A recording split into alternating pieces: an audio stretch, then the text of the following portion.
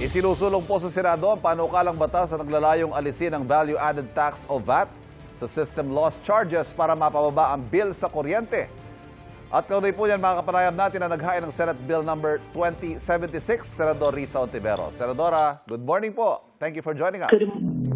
Yes, thank you for inviting Ivan at magandang umaga rin at sa ating mga tagapakinig.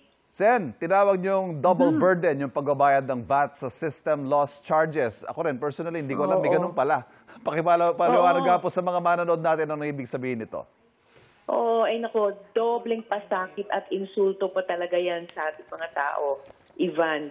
Yung system loss na tinatawag, ito po yung defined sa bill na ang diferensya sa electrical energy na dinideliver sa distribution system. So ito yung pinapasok ng grid sa ating distribution system. At yung energy na dinideliver naman sa ating mga residential household consumers, energy output. So yun naman yung dinidistribute ng ating mga distribution utilities sa bawat bahay natin. Yung VAT, consumption tax sa goods and services. So ito yung buwis sa bawat produktong binibili natin o serbisyong binabayaran natin, tulad ng kuryente. So yung system loss charges, ito yung sinisingil sa atin dahil sa losses di umano sa distribution, delivery ng kuryente.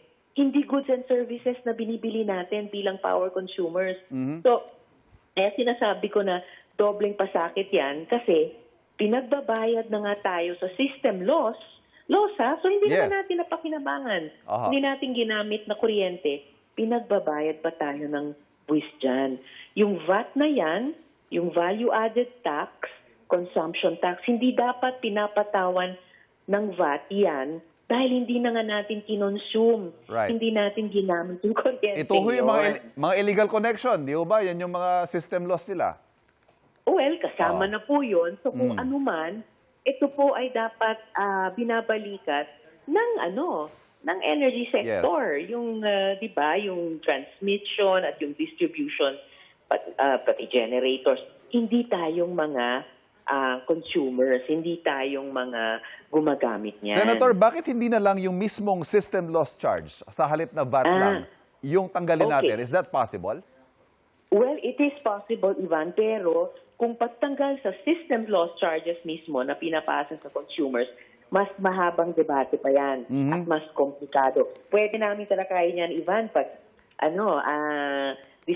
diskusyon na sa EPIRA, yung mismong batas sa kuryente. Pero habang wala pa yan, itong pagtanggal sa VAT o buwis sa system loss charges, kumbaga agarang step 1 na yan sa pagbawa sa bayarin sa kuryente. Practical siya, napaka-practical at epektibo.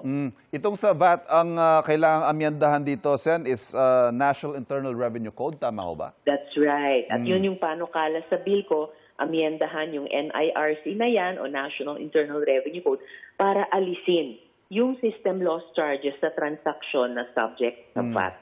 Itong panukala nyo, Sen, para sa lahat ng consumer to o depende sa kinukonsumong kuryente? Para sa lahat ng consumers, Ivan. Kasi lahat po tayo mayroong binabayarang VAT dun sa system loss charges. Pag in-unbundle, pag dineta-detalye natin yung bill natin, na nabibill shock na nga tayo ngayon, ay makikita po, yung isang item po dyan ay yung VAT sa system loss charges.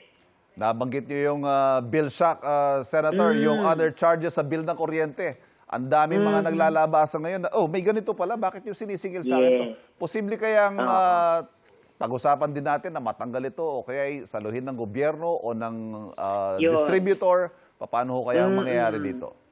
Iyon yung isang panukala pa, Ivan, na yung ibang items dun sa bill natin na nagsishock sa atin ngayon, baka tamang dapat yung gobyerno na ang magbalikat o particular na yung panahon na may gera at saka oil crisis, no? Para mabawasan naman, mabigyan ng konti pang ginhawa, relief yung ating mga kababayan. And isa po, itong pinag-usapan natin specifically, Ivan, yung VAT sa system loss charges at saka itong isa pang pwede bang ang gobyerno na ang magbalikat sa ibang mga items dyan?